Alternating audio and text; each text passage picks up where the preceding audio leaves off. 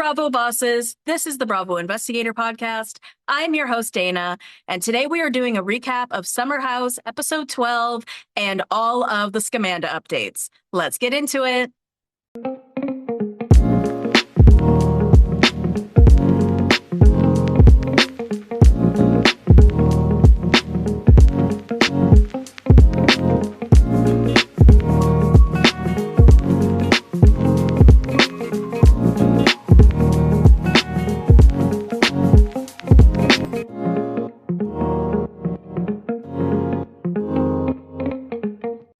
Happy Wednesday, everyone. I hope everyone's had a great week up until now.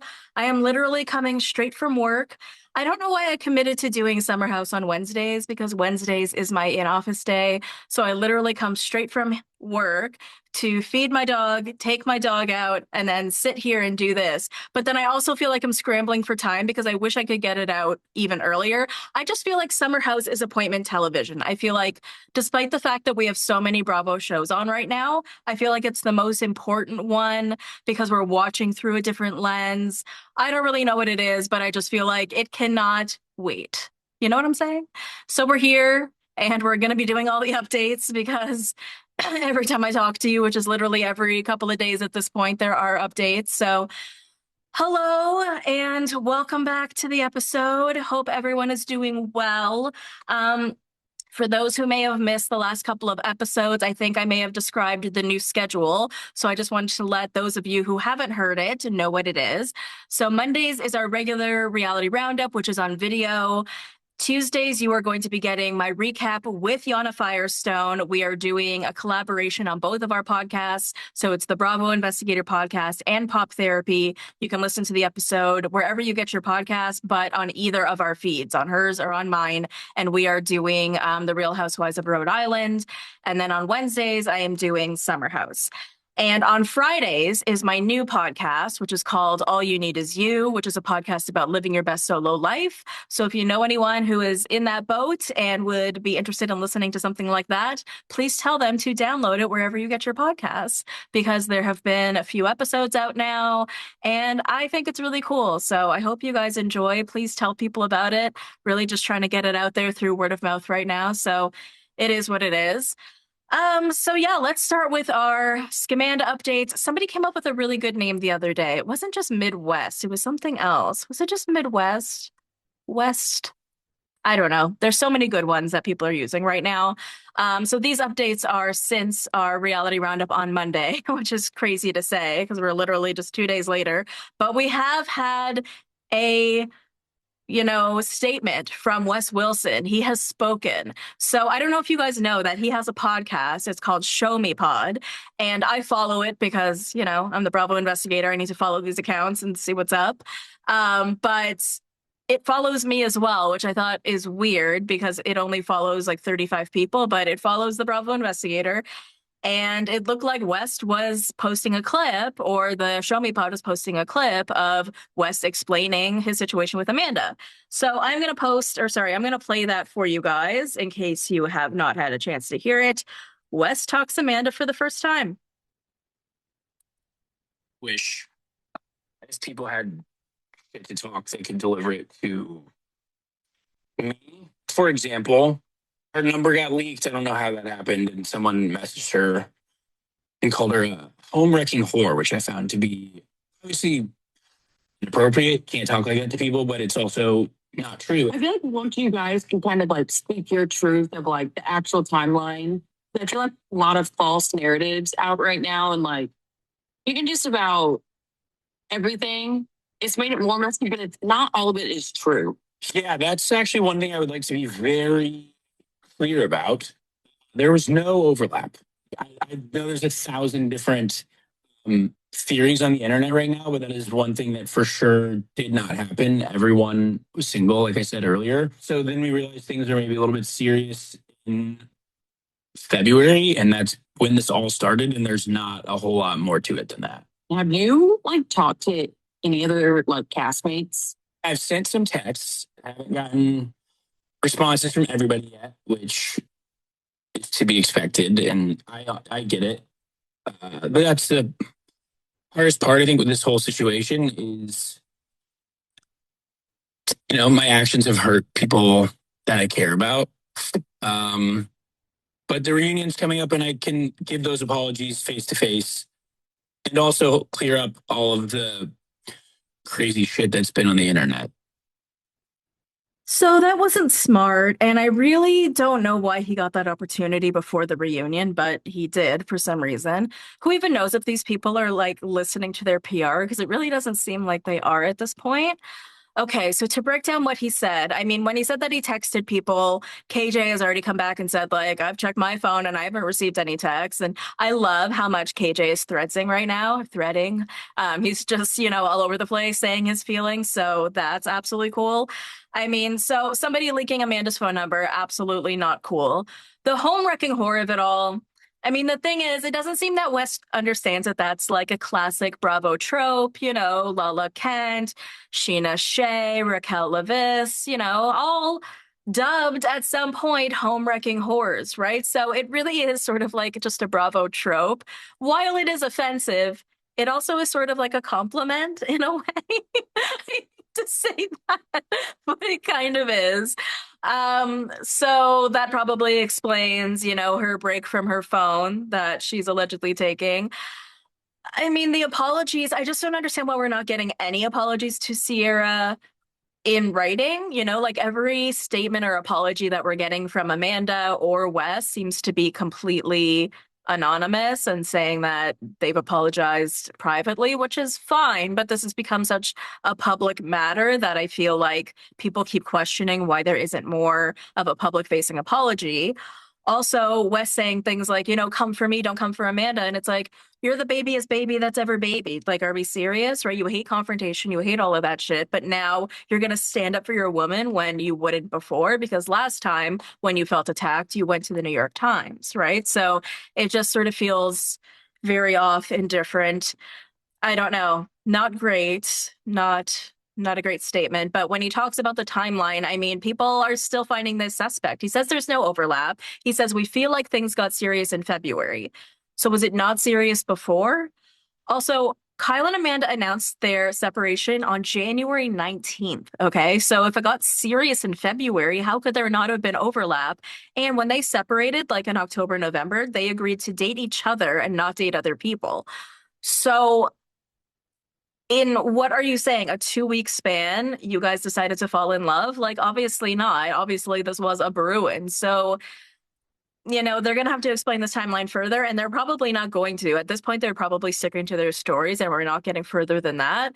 But there's no way we are going to get them to admit that they were doing this all the way back to June 2025, which is what we're hearing from like a multitude of sources, right? Don't forget the Crazy Days and Nights blind that came out in June 2025 that said this seasonal married star is cheating on her spouse.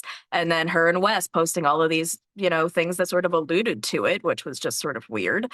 And then there was something that came out recently from Bravo and Cocktails, which was from Wes friends who have all said, yeah, we've known about this since June 2025.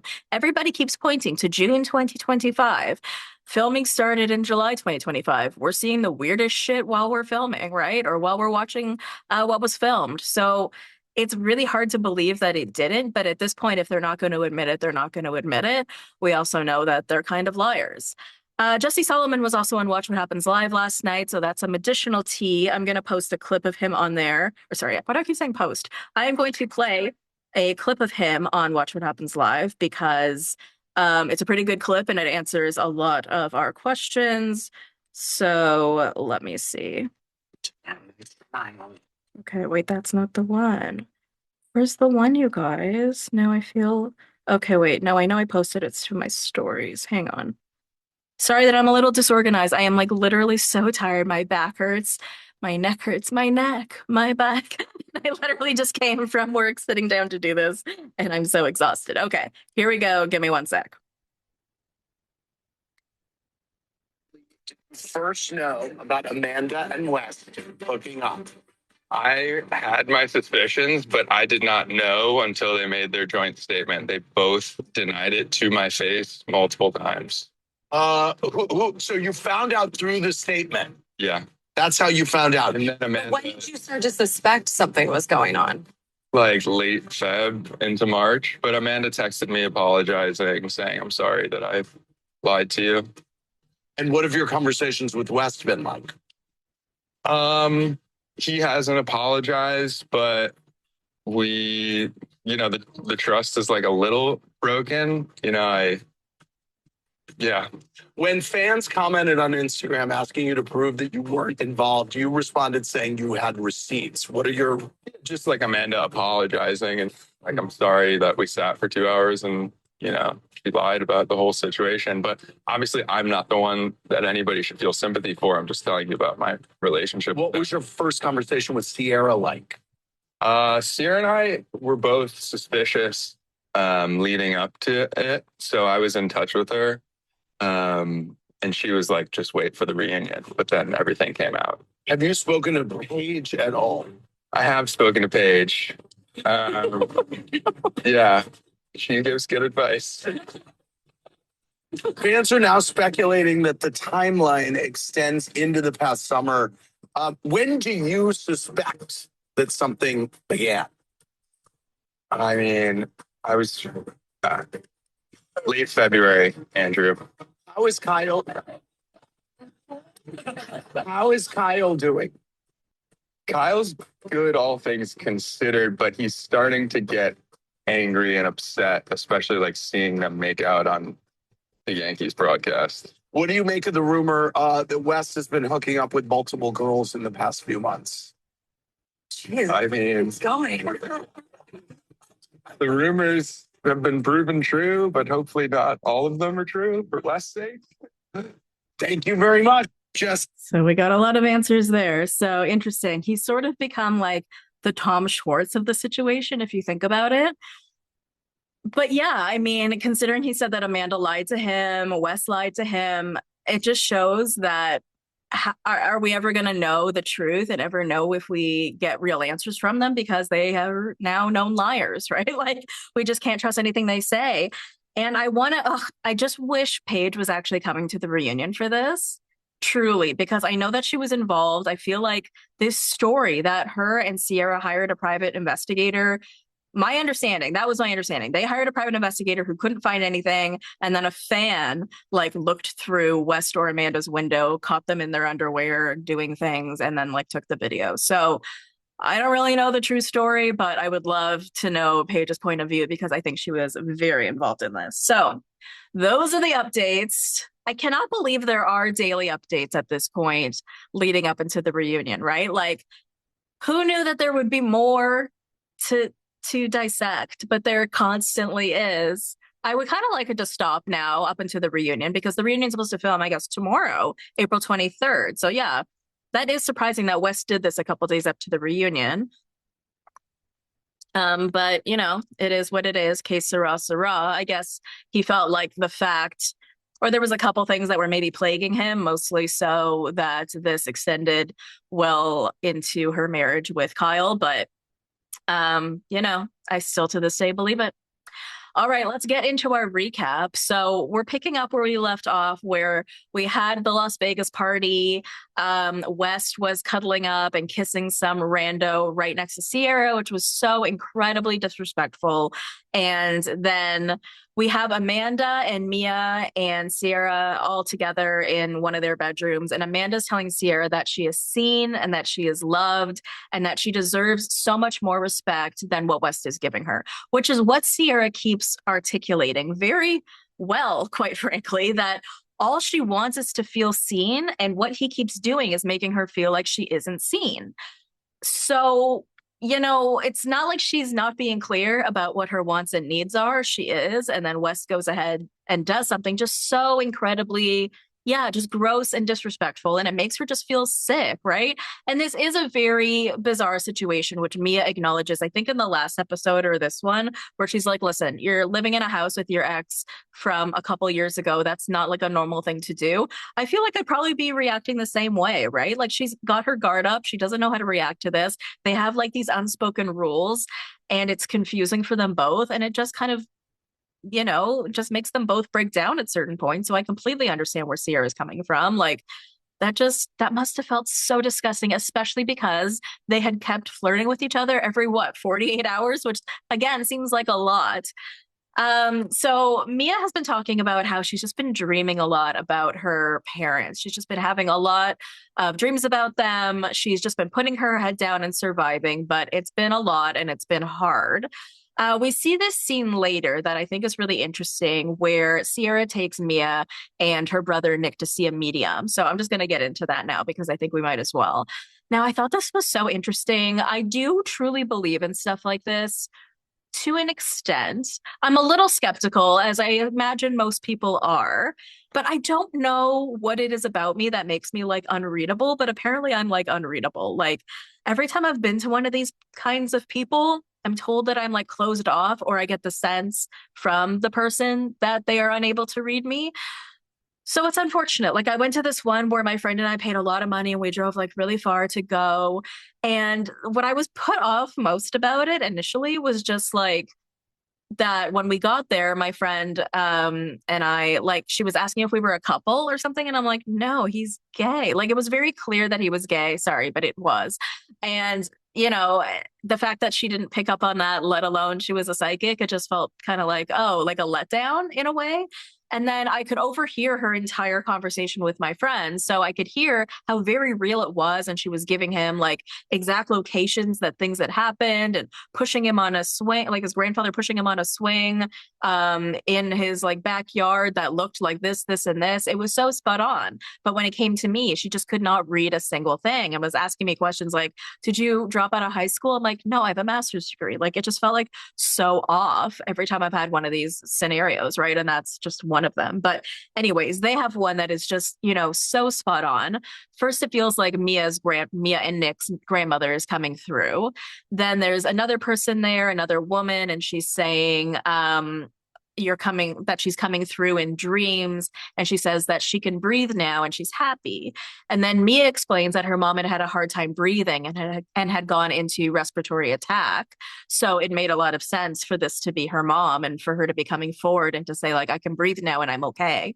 And it's so clear that this is just what Mia needed, because she just needed her mom, right? And she was so close with her. She died so suddenly.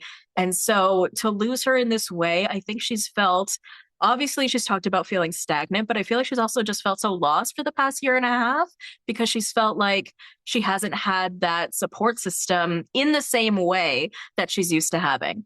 And I'm not going to lie, I was bawling my eyes out watching this scene. Like, we barely know Mia, but I don't know. Watching scenes like this, when we were watching it on the Valley Persian style, I just got very, very emotional hearing about somebody's loved one coming through. I just think that's so amazing. And apparently Mia took a picture of her mom's hands because they have the same fingers or something like that. And so when her mom came through to the medium, she said like, ugh, I can't believe you took a picture of my hands. And like, what could be more spot on or real than that? Like the biggest skeptic cannot deny that that is such a personal, specific thing that most people just wouldn't know as a part of their story, something that they couldn't have Googled, right? Am I going to say some of these people are crocs? Absolutely. But this one seemed just so spot on. Mia and her brother are super close. Mia is always trying to get people to move into her building, right? Because she's got Sierra in her building. She wants her brother and his girlfriend in her building, but right now they're like 4 blocks down, but he's her rock. They're super close. And so Mia also asks her parents if she's on the right track in the session.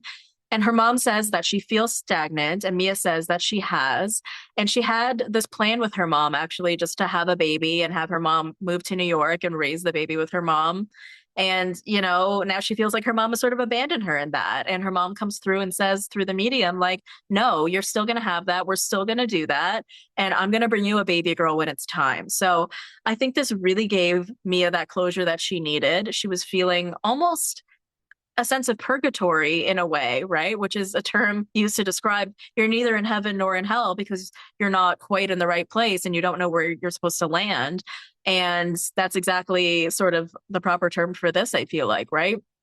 Because she always had the support system in her parents. They're gone. And she just sort of felt like so confused, especially when she's in this relationship, which is so interesting because I was watching a few episodes back. And when I say watching, I mean, okay, so my dog was watching Summer House today because I have the TV on for her when I'm at work. So I'm at the office, she's watching Summer House, and then I was watching her through the like Furbo camera that I have for her. Not the whole day, just like little parts, but it I could hear the part where they're playing this game. It's like a couple episodes in, and Kyle is asking Mia about her relationship with Scott and if she thinks that they're going to make it all the way. And she's like, absolutely. He loves me. We're going to get married. Absolutely. But then we see her talk about how difficult her relationship is with him being gone all the time for work in like later episodes. And it's so interesting because we're really talking about like an 8-week span of time. The way she gives off about her relationship just earlier on in the season, to me, IMO, in my opinion, just felt very like, no, we are a very stable, perfect couple. We are going to get married no matter what. We're just one of those like A1 day one couples, and we'll get married. Like it just is what it is. Now we just see such a different side of her, and maybe her feeling differently about that. Now we did have Scott come up this episode, not come up, like physically. Like he came up to the Hamptons, which was really great. He ended up just staying for the night, but he partied with the guys. We also had him in another episode where he came for Lindsay's housewarming. So at least he's not like, oh, I don't want to be on camera, right? Like the reason he's not around is because he's genuinely working. He's not being a dick. And so at least he's being around to support her. But I feel like now she can sort of make a better decision about what she wants to do in her relationship with Scott, because it feels like she wants to get married. She wants to have kids, as she's told us. And she just needs to figure out if that's going to be with Scott or not, whether she can withstand this kind of relationship, this long distance, when she wants to have what she wants. But she does now know that she has the support of her parents by her side, right? And it was just such a beautiful scene. I absolutely love having her on this cast. She is so amazing for this show. She is open and real. She's funny. She fits in so perfectly. Like we have statistically had such a hard time casting this show. And for some reason this year, we just hit the nail on the head with like 5 cast members.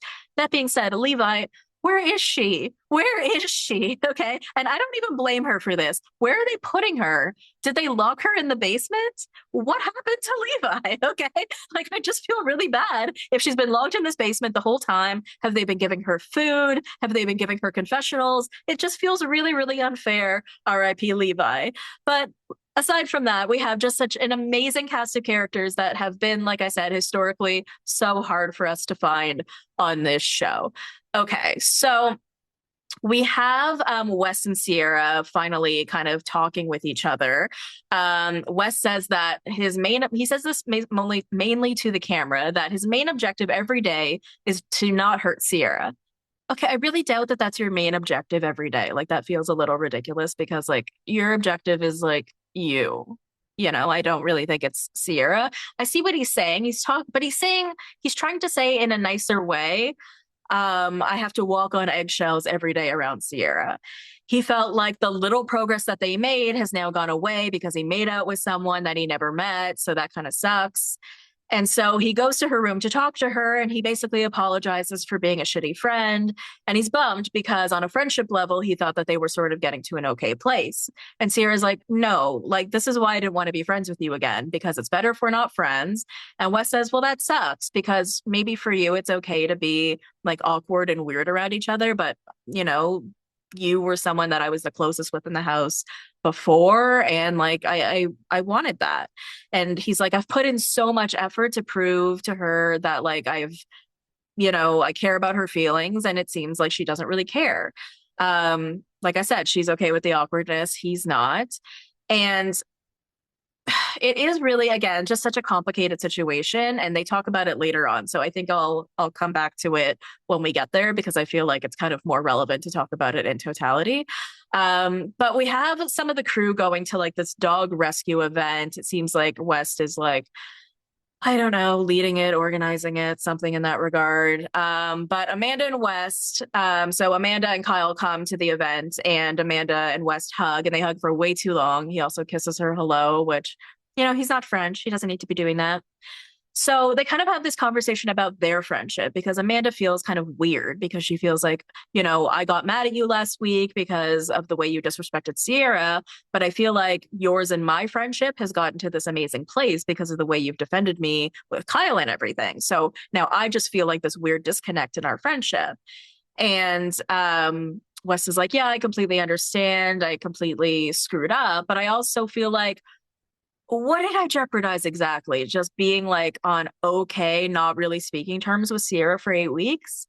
And it just shows again that he doesn't get it, right? Like, because if he really cared about Sierra's feelings, like he said he did before, where he said, like, my main goal in life, my main priority is not to hurt Sierra. Here he's saying, well, what am I jeopardizing? So it just feels like the hypocrisy is real, right? And, it just kind of feels like he doesn't really understand the depth to which he's actually hurt her. He doesn't seem to understand outside of how this has really just affected him and affected his summer and affected his fun.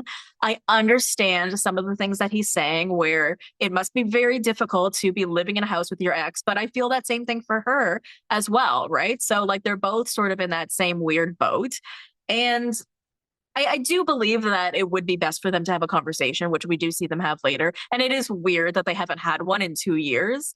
We see little bits of them where we see a picture with them here and there, and we assume that they're like speaking off camera, but they're not, right? So it, I can imagine that being like a very weird dynamic. But at the same time, it's not really her responsibility to make sure that he's comfortable after he ended things with her. Yes, that's it. That's right there. Quote me on that because that is good. Okay, you guys. So Amanda tells him to take accountability and apologize. So then we have the second weekend, and Amanda doesn't come up for the second weekend. She tells the camera that she's really just been trying to get through all of this stuff with Kyle, and she's been going up to the house every weekend, putting on her bubbly, happy Amanda face, which is just like, what? That's not really how anyone would describe you, but okay. But all of that has been taking a toll on her, and she needed to be alone. So maybe by like happy, bubbly Amanda, she meant like, look at my butt. And like, my husband is the best DJ in all of the Hamptons, and you should come out and see him. So maybe that's the high energy that she was talking about that she really needed to just come down from. But whatever, right? If she needs a weekend off to just be apart from her husband and just really sit in her feelings about it and figure it out, yeah, I mean, that makes a lot of sense. I'm here for it, especially since we're not fans of her right now. So Sierra ends up calling her, and West ends up coming into the room at the time that they're on FaceTime together. He tries to sort of apologize again, as Amanda had told him to do. He says again that he's bummed that they're in the place that he's in. And, they both, Amanda and Sierra, just end up laughing hysterically after he's left the room. But like, again, they really just need to have a conversation, and we will get there in a second. So, this is where we get there. Okay. Sorry, guys. I'm a little disorganized with my notes today. Okay. So we end the episode with Sierra and Wes sitting down to talk again for the first time in 2 years. Now, I tried to get as much of this as I could because I really wanted to analyze this conversation. So she says that she's scared to be herself around him because she's afraid of being embarrassed because the thing that she was afraid of happened. He sat right next to her and he didn't see her, and it was very triggering. So that makes a lot of sense, right? He didn't see her literally or figuratively. Sorry, my mouth is really dry today. Figuratively.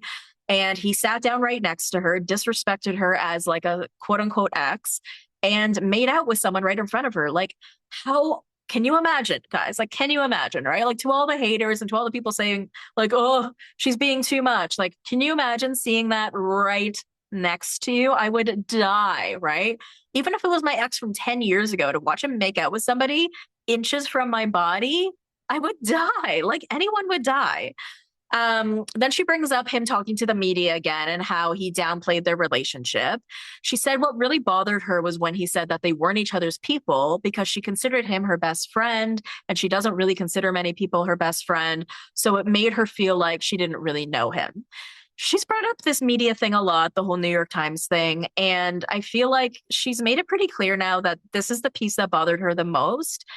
I think in his mind, he played it like, well, we all do media, we all do this. But like the way that he said things, the things that he said really, really hurt her feelings and really sort of diminished what they were, which to this day, who really knows? But that's the way she feels, and she's allowed to feel the way she feels. And she feels like he really diminished, their friendship in totality as well as their relationship. And so that just felt like a lot. Now, he always has to defend himself in these moments as opposed to just apologize. I don't know if anyone notices that. He doesn't do the I'm sorry, but he does it in a different way, but he does do it every time. Like, even when Sierra was having the conversation with the entire house about like interracial dating and how this affected her, he still came back with, well, people were calling me racist in the DMs and stuff. And it's like, okay, but just let her have the conversation and just attempt to understand. So he comes back with, well, he sort of felt like he was being attacked at the time. And he felt like because he and her were not communicating, like Sierra and Wes were not communicating, he felt like naturally he tried to defend himself. So basically, he's saying, like, we weren't in a good place. We ended things. So I did my thing. But again, you're on a show together. So you want to be respectful. And because nothing that bad happened, you should probably just like, play your cards right. Maybe speak to PR. Maybe just see what makes sense because you're going to have to figure this out together if you both want to continue to be on this show. So, but it shouldn't really be about that, right? I mean, what she wanted was for him to really care enough about it, not to go to the media about it. But I guess he's saying, no, well, I felt like so personally attacked and hurt by you because I didn't answer some of your texts. So then she ends up apologizing to him as a part of this. And he's like, it's okay about like her not being there for him and turning her phone off and stuff when he was getting like some of the brunt of this. And I hate that she felt like she had to apologize at all. She says that it would be a lot simpler without the fans and the cameras. And that is obviously very true, right? I mean, she's getting a lot of DMs really judging her relationship. People are very, very critical. People are critical about every single thing that they do. And I do love the fourth wall breaking. I love all of it. I love every time we get it. So I think that it's really important here. And while I think the situation may not be happening if not for the cameras, I also kind of feel like they probably never speak again if not for the cameras. I mean, they also haven't spoken in the last 2 years, which is just wild. But at the same time, I don't think they would have ever spoken again because they're exes, right? So the only reason they're around each other are because of this show. So I think that just makes it really complicated for her because he says all these nice things, but it's like, is he really interested in a friendship with me or is he just here because of the show? And I can understand why that's a mind fuck for her. It must be like really upsetting and hard.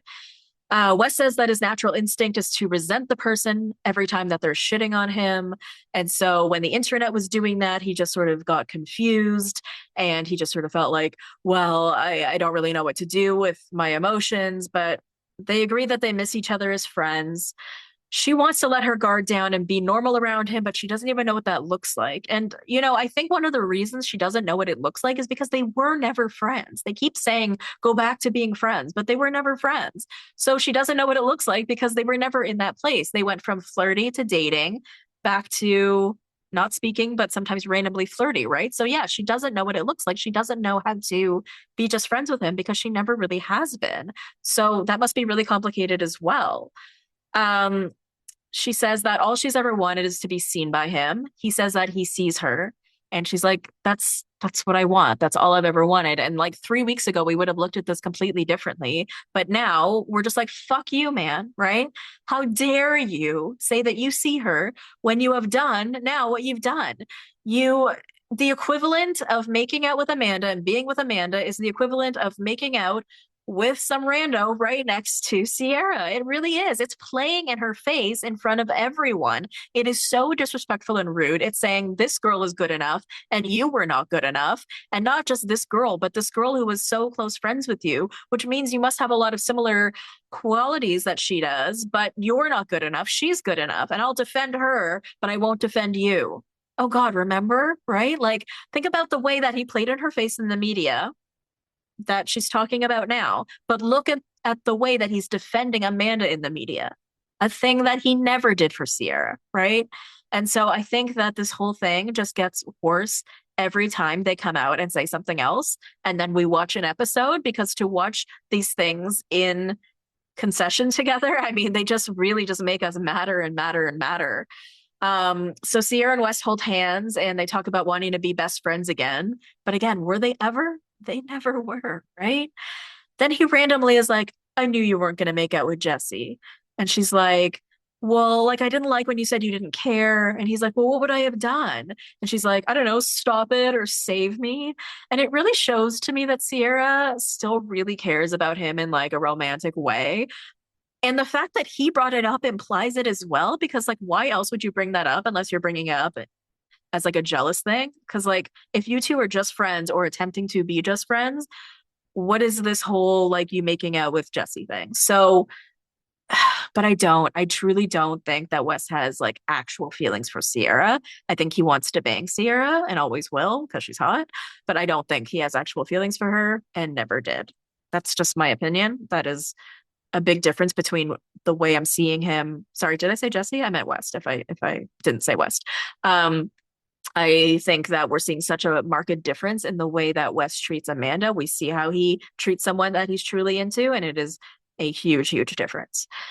All right, you guys, that is the end of the episode. I hope that you enjoyed it. We gave you all of the West Amanda updates and the Summer House episode 12 recap. Don't forget to listen to my new podcast, All You Need Is You. New episodes come out every Friday, and you can download that wherever you get your podcasts. You can also follow All You Need Is You on Instagram, Threads, and TikTok. And you can follow the Bravo Investigator at Instagram, Threads, and TikTok at the Bravo Investigator. You can subscribe to my YouTube channel and watch episodes like today's episode, and also join my Facebook group because it is popping off. All right. I love you, BBs. I will see you next time. Thank you for listening to the Bravo Investigator podcast. For more content, head over to patreon.com/the Bravo Investigator podcast. Follow me on Instagram, TikTok, and Threads at the Bravo Investigator. If you enjoyed the show, leave a 5-star review. Love you, BBs. See you next time.